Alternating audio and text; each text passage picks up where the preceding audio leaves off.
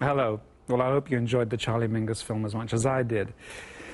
Next up, we've got an unusual selection of 3 short films, animated films, by the legendary German filmmaker Lotte Reiniger.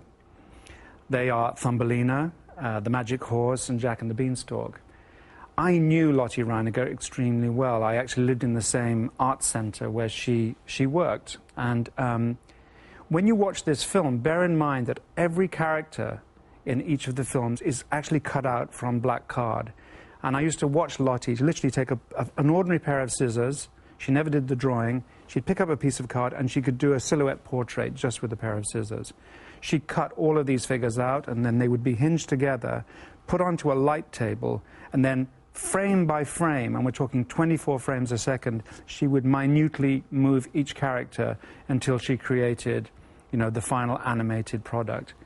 She was famous, I believe, for making the first full-length animated feature in the history of cinema. An extraordinary woman. At the end of the war, she and her husband, Carl Koch, who was also a filmmaker, he was the assistant to the legendary filmmaker Renoir. Berlin was being taken over by the Russians, the Americans, the Brits, and the French.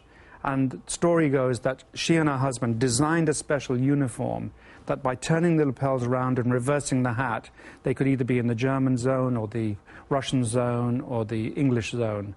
And I don't know if it's true, but having known Lotte really well, I imagine that certainly an element of it is true.